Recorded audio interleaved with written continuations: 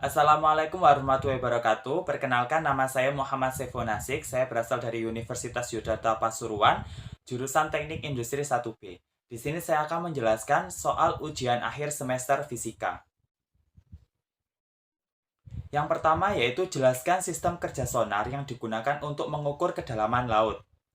Yaitu alat pada kapal yang disebut transducer akan mengubah sinyal listrik menjadi gelombang ultrasonik yang dipancarkan ke dasar laut. Pantulan dari gelombang tersebut akan menimbulkan efek gema atau eko dan akan dipantulkan kembali ke kapal dan ditangkap oleh alat detektor. Sistem penerima pada kapal akan melakukan perhitungan mengenai jarak objek dengan menggunakan rumus S sama dengan V kali T per 2. Dengan keterangan yaitu S adalah kedalaman lautan dan V adalah kecepatan gelombang ultrasonik dan T adalah waktu tiba gelombang ultrasonik. Nah, di samping adalah contoh gambar sederhana dari cara kerja sistem sonar. Yaitu ada dua, yaitu cara kerja sistem sonar aktif dan cara kerja sistem sonar pasif.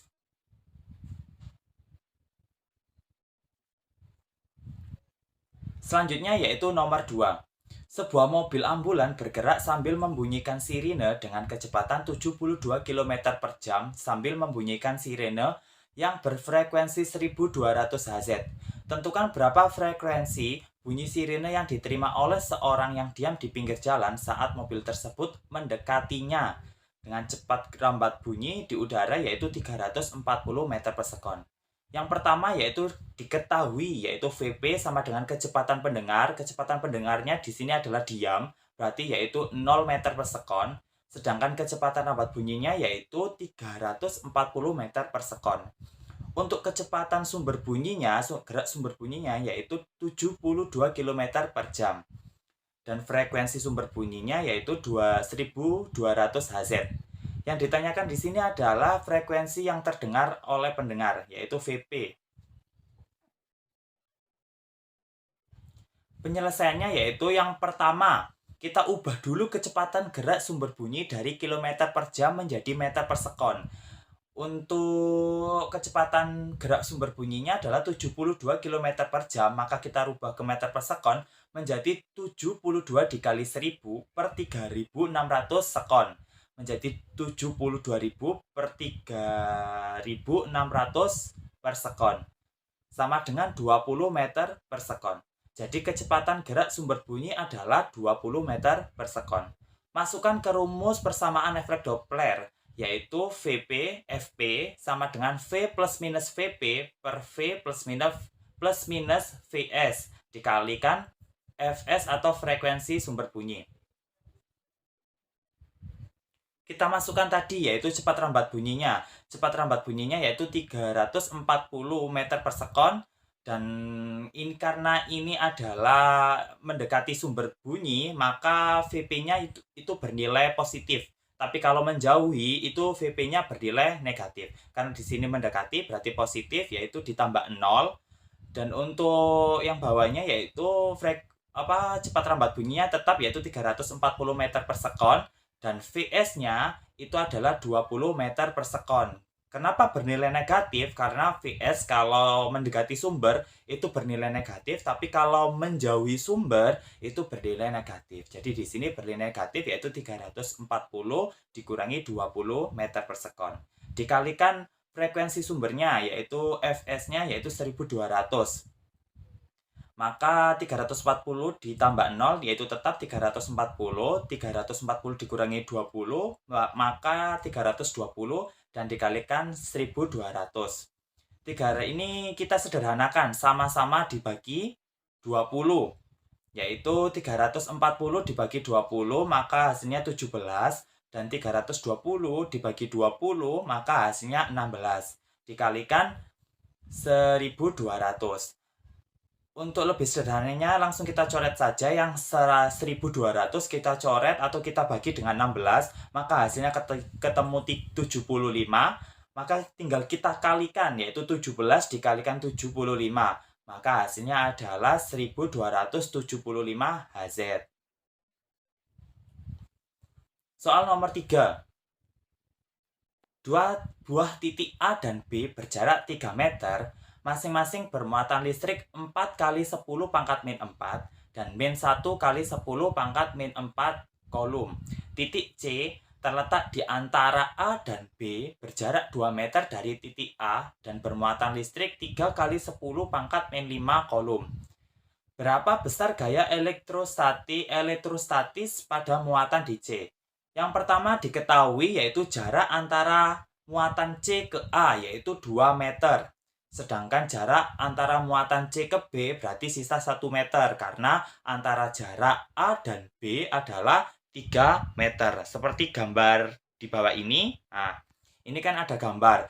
Yang paling kiri itu adalah muatan A dan yang paling kanan sendiri itu adalah muatan B. Untuk di tengah-tengahnya adalah muatan C. Karena di sini jarak antara C ke A adalah 2 meter, maka jarak antara C ke B yaitu 1 meter. Untuk muatan A-nya sendiri sudah diketahui yaitu 4 kali 10 pangkat min 4, muatan B-nya diketahui min 1 kali 10 pangkat min 4, dan muatan C-nya adalah 3 kali 10 pangkat min 5. Yang ditanya di sini adalah FC atau gaya elektrostatis pada muatan di C. Berarti FC ya.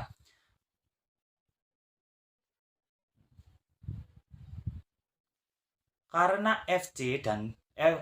VFCA dan FCB keduanya ke arah kanan, maka langkah pertama yaitu mencari gaya tersebut dan langkah selanjutnya yaitu menambahkannya karena ini adalah langkahnya berjalan ke kanan semua atau bergeraknya ke arah kanan, maka nanti untuk akhirnya ditambah semua. Untuk yang pertama kita mencari kita mencari gaya AC-nya dulu ya. Ini karena kita ada AC dan BC, maka kita mencari gaya AC-nya dulu. Maaf, ini salah. Harusnya FAC. Ya. Itu FAC sama dengan K dikali QA dikali QC per R pangkat 2. Kemudian kita masukkan langsung aja. K-nya adalah nilai tetap atau nilai konstan, maka yaitu 9 kali 10 pangkat 9. Sedangkan kita masukkan muatan QA-nya, yaitu tadi muatan A-nya bernilai 4 kali 10 pangkat min 4. Sedangkan muatan QC-nya yaitu 3 kali 10 pangkat min 5. Kita bagikan dengan R atau jaraknya. Yang tadi kan jarak antara muatan A ke C yaitu 2 meter ya. Jadi kita bagikan dengan 2 dipangkatkan 2. Karena rumusnya adalah R pangkat 2. Maka kita peroleh yaitu 9 kali 10 pangkat 9, 4 kali 3. Untuk yang 10 pangkatnya kita jangan lihat dulu, kita kalikan yang depannya yaitu 4 kali 3 yaitu 12. Baru yang 10-nya karena perkalian maka pangkatnya dijumlahkan. Tapi jika pembagian maka pangkatnya dikurangi. Maka min 4 dikurangi min 5. Hasilnya adalah 10 pangkat min 9. Kita bagi 2 pangkat 2 yaitu 4. Untuk lebih sederhana lagi langsung kita bagikan aja atau kita coret 12 dibagi 4. Berarti 12 dibagi 4 hasilnya 3. Kita masukkan 9 dikalikan 9 dikali 10 pangkat 9 dikali 3 dikalikan 10. Maka hasilnya ketemu 27 karena 10 pangkat 9 dikali 10 pangkat min 9 maka pangkatnya dijumlahkan 9 ditambah min 9 hasilnya 0. Jadi 9 kali 3 adalah 27 Newton. Kemudian kita lanjut mencari gaya dari muatan B ke C atau C ke B. Rumusnya kita gunakan yaitu tetap, yaitu K sama dengan QB dikali QC per R pangkat 2. Kita masukkan K-nya adalah nilai ketetapan konstan, yaitu 9 dikali 10 pangkat 9. Kemudian kita masukkan QB-nya yaitu min 1 kali 10 pangkat min 4. Kemudian QC-nya 3 kali 10 pangkat min 5 per 1 pangkat 2. Karena jarak antara B ke C atau C ke B itu hanya 1 meter. Kita peroleh 9 kali 10 pangkat 9 dikalikan 3 kali 10 pangkat min 9. Karena 10 pangkat min 4 ditambah 10 pangkat min 5, yaitu pangkatnya dijumlahkan karena ini adalah perkalian. Maka ketemu 27 Newton. Kemudian hasil dari perhitungan tersebut ditambahkan atau kita mencari sigma F atau jumlah gaya elektrostatis dari muatan C. Yang pertama yaitu FAC ditambah FCB, maka kita peroleh 27 ditambah 27 yaitu 54 Newton. Dengan demikian, maka besar gaya yang diterima oleh muatan C adalah 54 Newton.